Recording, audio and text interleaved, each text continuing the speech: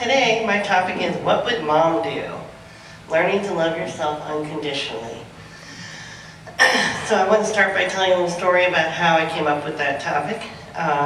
Many of you have met my daughter, Leah, and she's a pretty awesome kid. Her and I are very close. I had her very young, so I feel like we've kind of grown up together. And Leah was diagnosed with a learning disorder when she was 4, a language comprehension disorder, which I had never heard of. And basically it just means that it takes her a few more times to learn something than maybe someone without a comprehension disorder.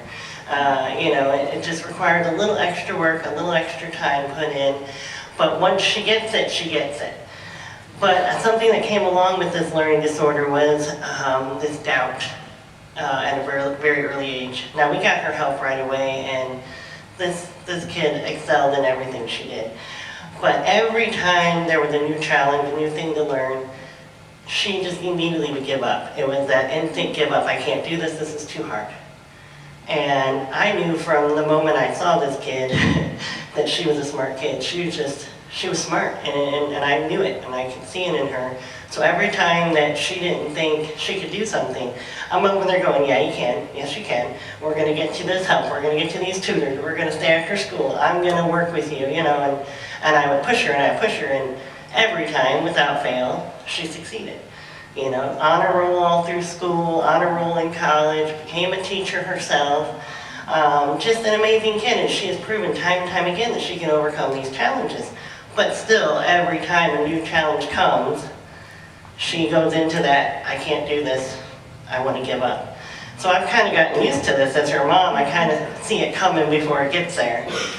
So she just decided to change careers this year, and she is going to the vet academy. She's training to be a vet assistant, which she has always loved animals. She volunteered at the Wild Bird Rehabilitation Center when she was in high school. And, I was actually surprised she didn't go into that initially, but she chose kids first, which is great. I did a little teaching, my mom was a teacher. But she found that teaching was, besides not being the best paying job, is very challenging, especially today. So when she was like, I don't know what I want to do next, I said, well, you've always loved animals, and so that's the direction she went. But just like everything else, this is new. It's a trade school type thing, so it's very fast. She's been in for a couple months. It's starting to get a little more complicated. It's very much like a nurse. It's a nurse for animals, So she came home the other day and she was just really feeling overwhelmed by it all, feeling like she couldn't handle it, and I don't think I'm going to be good at this. And so I looked at her and I said, what would I say? What would I do? Stop for a minute. I said, clearly your brain doesn't let you have the right thought when you come into these new things, so how about instead of listening to your brain, think, what would mom do? And so it was kind of funny because we had just had this conversation, and I was actually supposed to speak last week and probably needed to change Sundays. So when I found out I was going to talk on Mother's Day, I decided to save that other talk I had been working on for my next one and do this one, because it really stuck out to me. And it stuck out to me because when I said that to her, she was like, well, I said, no, seriously, what would mom do? Well, mom would tell me I could do it, and then I just need to stop listening to my brain because it lies to me, and I need to remember all the things I've done before and all the things I've overcome, and know that this is nothing different than every other thing I've overcome. And yeah, that's what mom would do. Mom would tell you that, right? Yeah, okay. So I thought, why I tell her that? It's because I love that kid unconditionally. There isn't a thing that kid could do that could stop me from loving her. And I thought, that is unconditional love. That is the real version of unconditional love, in that you can love a human so much that I can't think of a single thing, and there are some pretty awful things that humans can do, but I know for a fact, I may not like them if they did some horrible things, but I would never stop loving them. And I thought, that's a powerful love. Ooh, that's a powerful love. So just imagine if we felt that love for ourselves. Like, what? Okay, how do I do that? You know, and so I just thought about the love of a mother. What does that look like? It's a very forgiving love. It sees your mistakes. It sees your fear. It sees your confusion. And it goes, that's okay. That's okay. I still love you. I still love you. That's a beautiful thing. And that love doesn't waver. It doesn't all of a sudden go away one day and maybe come back. No, it's constant. So how do we have a constant love for ourselves? Well, part of the problem with self-love that we talk about a lot here is self-love, right? But our self-love tends to come with a whole lot of conditions, which is the opposite, right, of unconditional love. It's conditional love. And boy, do we put conditions on ourselves. I know personally that I can be my own worst critic. You know, God forbid if I do something wrong. God forbid if I make a mistake in something that I should never have made a mistake in. You know, like how dare I forget to do that thing, and now I'm, you know, and I've been known to say, yep, and I can't be mad at anybody but myself because I'm the reason it happened, you know. And I'm way too smart. How did I get away with, you know, why would I do something like that? So I've done that many, many times. But I can tell you, since I've gotten to the metaphysic world and I've learned a lot more to love myself, I have become much more forgiving with myself. I mean, I still got work to do. I think it's an ongoing process. But I've just, when my brain starts telling me, oh, you really messed that up, I can't believe you did that, I'm like, okay, brain, we get it. Yeah, we messed that up. But you know what? That's okay. Last time I checked, I'm a human. You know? So just shut up, brain. Which is my favorite thing to tell my brain, by the way. So, you know, it's about changing our relationship with ourselves. It's about recognizing when we are doing those, you know, critical thoughts to ourselves. And it's also understanding that our brain is not the boss of us. Our brain is ridiculous. I mean, you know, I'm not going to get into the AI talk, okay? But everybody thinks AI is great, but we've seen AI make a ton of mistakes. I think our brain is our version of AI. Our brain is just taking all the crap we see and hear and around, and then it spits it back at us. And we're going, oh, this must be true, because my brain's telling me it. No. I'm here to tell you, your brain is, half the time, it's just telling you something it's heard or saw, and you might not even have been paying attention, but your brain was. Your brain was just sucking it all in, like a big old sponge. And then one day you did something or saw something, and you get this thought, and you think that thought's accurate, because you're like, I'm a smart person. You know, so my brain tells me something, it must really know what it's talking about. No. Yes, you are a smart person, I don't doubt that, and we use our intelligence to problem solve and do things every day.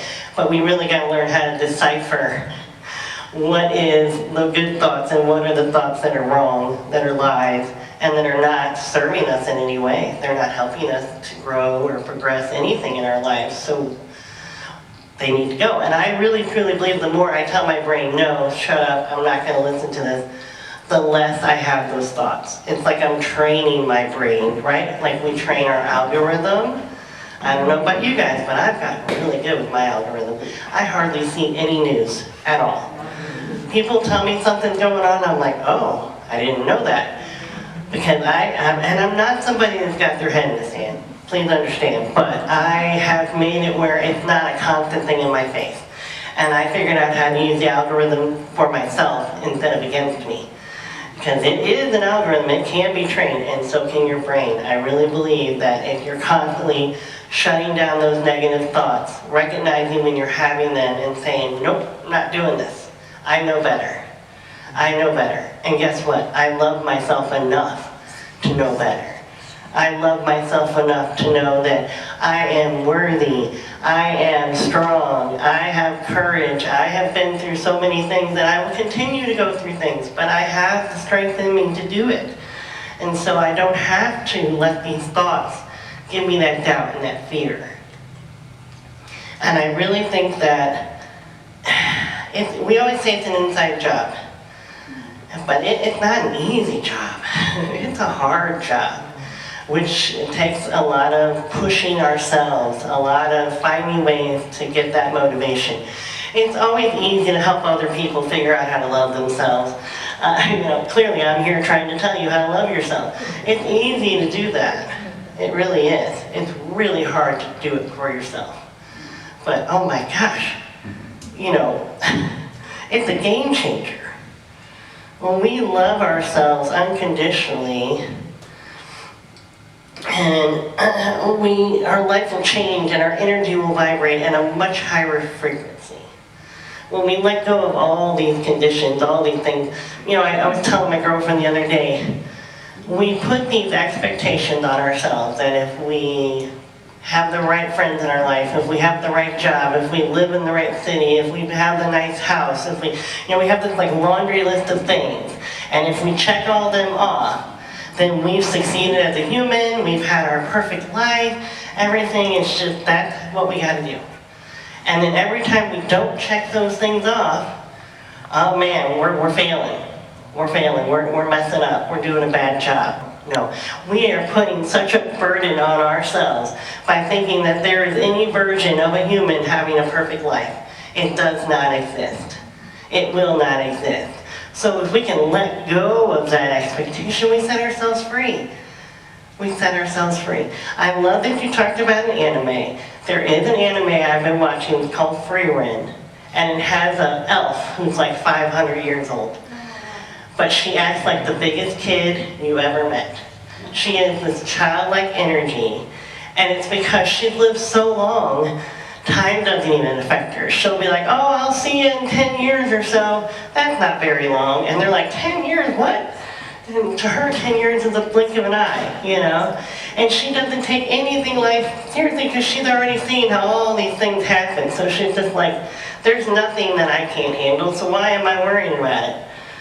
So she's going around, she loves to find spells that are for something totally ridiculous. And so she's always searching for silly spells, and her people that travel with her in her quest are just like, what are you doing? She's like, what? I think this is great. And, it's because she has no worry, no concern. She's got this childlike curiosity and love that she's going through life like, I'll figure it out, She's not hanging on to anything. She's just exploring life with curiosity of a child.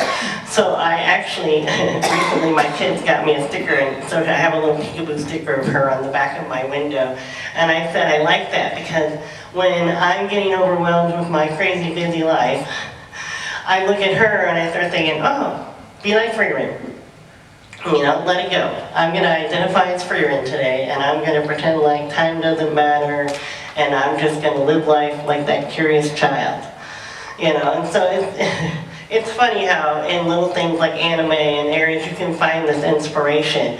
And I think it's really key to look for those kind of things. Find anywhere that you can to get inspired that's going to bring you love and joy and happiness. Give you ideas of how can I live my life that way. Oh, I'm going to live my life where and I'm going to be right here in this moment, and I'm only going to be focused on this moment, and I know everything else will just come when it comes. Just pulling those little inspirations from music, from shows, from people. I also think that when we have that unconditional love for ourselves, it becomes very easy to set boundaries. And we become much more trusting of ourselves when we have that unconditional love. We're not second guessing our instincts. We're going right along with them, What a beautiful thing it is to have instincts, So when we're really giving ourselves and living that unconditional love for ourselves, we're trusting ourselves, we're not holding grudges against ourselves, we're forgiving every transgression, every mistake, and just seeing it as a child just learning, It takes and puts an innocence to it. So I can tell you that being a mom is probably one of my most favorite things I've ever done.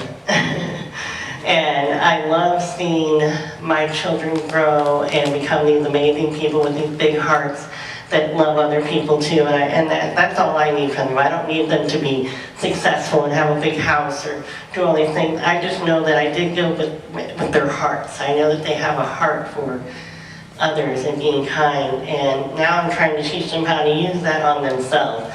Because like I said, it's easier to teach people how to be with other people, but it's a lot harder to do it for themselves. So I would like to give you all that mothering message. Learn to love yourselves unconditionally, and it will change your life. And remember, when you love yourself that way, it's going to be a lot easier to love everybody else that you come in contact with, which is very challenging, and I know that. But wow, I feel like you'll be at a whole other level once you reach that unconditional love for yourself, that loving others that way will just become natural. And what a cool place to be, right? So that is my talk for today. Happy Mother's Day.